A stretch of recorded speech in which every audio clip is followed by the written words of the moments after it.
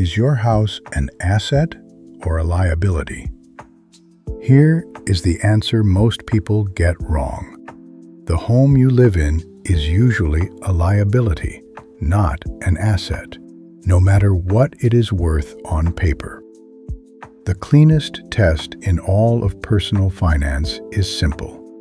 An asset puts money into your pocket. A liability takes money out. And your home, with its mortgage, property taxes, insurance, and endless maintenance, takes money out of your pocket every single month.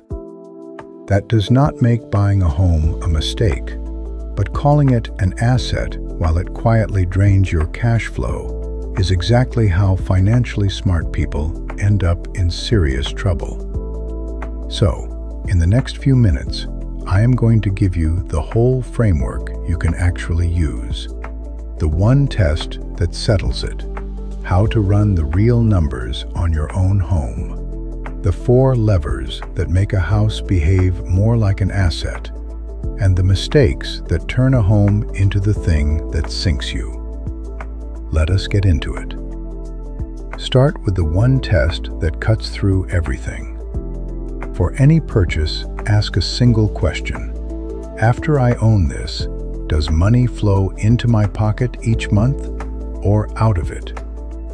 Money in, it is an asset. Money out, it is a liability. That is the entire framework, and notice what it ignores. It does not care what the thing is worth. It cares only which direction the cash actually moves. Now let us run your home through it properly, with real numbers, because this is where most people stop too early. When you add up what a house truly costs each month, it is never just the mortgage. There is the mortgage, principal, and interest, property taxes, homeowner's insurance, and maintenance, which, as a rule of thumb, runs about 1% of the home's value every year. A roof, a furnace, a water heater, the 1,000 small repairs nobody warns you about. If there is a homeowners association, add those dues. And then the piece almost everyone forgets, the opportunity cost of your down payment. That large pile of cash is now locked in the walls, no longer invested and compounding anywhere else. Let us put real numbers on it. Say you buy a $400,000 home. Your mortgage payment might be $2,000 a month. Property taxes, $400. Insurance, $150. Maintenance at 1% a year is another $300 plus a month, averaged out. That is roughly $2,800 flowing out the door every month, before a single dollar has ever flowed back in. By the test, that is a liability, a large one. Here is the nuance that trips up even sophisticated people. A house can grow your net worth, the equity you hold on paper, while it drains your cash flow at the very same time. Those are 2 completely different things. Net worth is what you would be worth if you sold today. Cash flow is what actually lands in your pocket month to month. Your home can quietly build the first while steadily shrinking the second, and both are true at once. The danger is when a rising paper value fools you into feeling rich, and you start spending money that is not actually flowing in. So how do you make your home behave more like an asset? 4 levers. Lever 1. Keep your total housing cost to a sane share of your income. A common guideline is to keep it under about 28% of your gross income.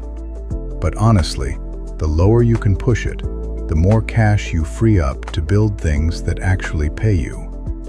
The bigger the payment, the less oxygen the rest of your financial life has to breathe. Lever 2. Treat the principal portion of your payment as forced savings, not spending. Early in a mortgage, most of your payment is interest, and only a thin sliver goes to principal. But that sliver is quietly rebuilding your net worth in the background. Respect it. Do not keep borrowing it back out every time the balance ticks down. Lever 3. Where you can, make the building literally produce income. This is the single fastest way to move a home from the liability column toward the asset column.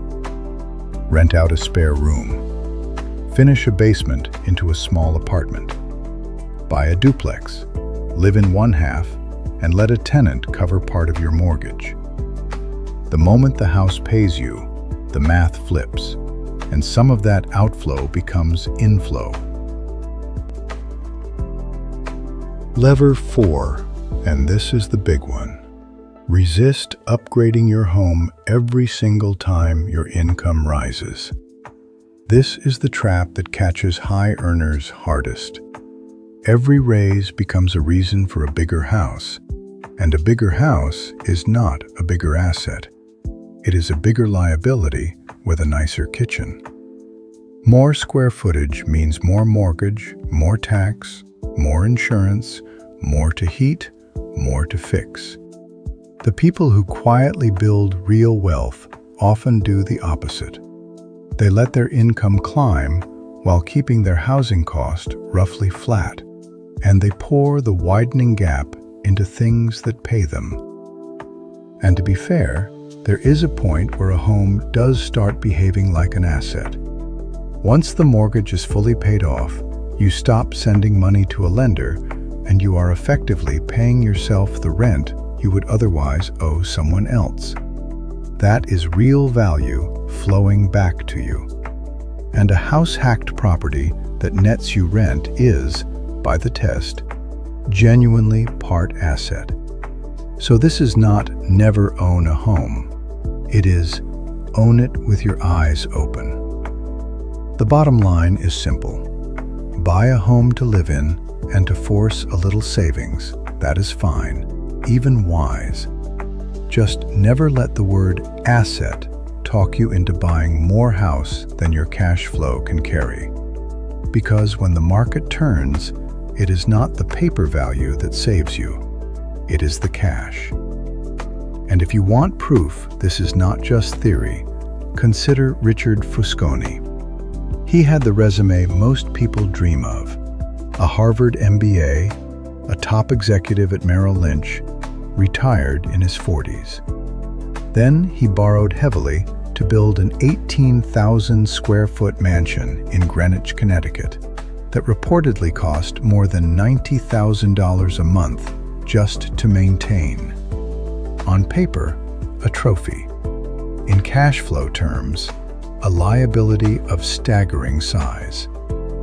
When the 2008 crisis hit, the whole structure collapsed, and he ended up in bankruptcy, reportedly telling the court he had no income. A man at the very center of high finance, nearly undone by confusing a grand house with a grand asset. We tell his full story in a separate episode. It is linked below if you want it. Before you go, 4 mistakes that quietly turn a home into a liability that can sink you. Mistake 1. Buying the maximum the bank approves you for. The number a lender offers is not a recommendation. It is the most they are willing to risk on you, calculated for their benefit, not yours. Borrow to that ceiling, and every month is tight. Every emergency becomes a crisis, and the house ends up owning you. A good rule: buy meaningfully below what you are approved for, and stress test the payment against a drop in income before you ever sign. Mistake 2. Treating your home equity like a cash machine. When prices rise, banks line up to let you borrow against your paper gains. A cash-out refinance, a home equity line for a boat or a renovation. Every time you do it, you convert slowly built net worth back into a bigger monthly outflow and reset the clock on your debt. Rising home value is not spending money. Treat it as if it does not exist until you actually sell. Mistake 3. Upgrading in lockstep with your income. This is the exact trap that ruined Richard Fuscone. Each raise becomes an excuse for more house, and the outflow ratchets permanently upward. Wealth builders do the reverse. They hold the housing cost flat as income grows and invest the difference. Your home should be a stable base, not a growing drain. Mistake 4. And this is the opposite error. Using "a house is a liability" as an excuse to rent forever with no plan. That is not the lesson. For many people, a modestly priced home is a powerful, forced savings machine. It builds equity you might never have saved on your own, and it locks your housing cost against decades of rising rents. The mistake is not owning a home. The mistake is buying more home than your cash flow can carry, and then calling the whole thing an asset. Own the right amount of house on purpose with your eyes open. So, that is whether your house is really an asset or a liability. The one test that settles it. How to run your real numbers, the 4 levers, and the mistakes to avoid. If this was useful, subscribe. This is the Money Playbook. Practical money guides in depth that actually change what you do. And help us choose what we cover next. What book about money or wealth should we decode? Drop your pick in the comments. We read every one. And if you want the full, remarkable story of Richard Fuscone, the Wall Street star undone by a mansion, there is a whole episode on him linked right here. Buy a home to live in, not a liability to impress. And never confuse what something is worth with what it does to your cash flow.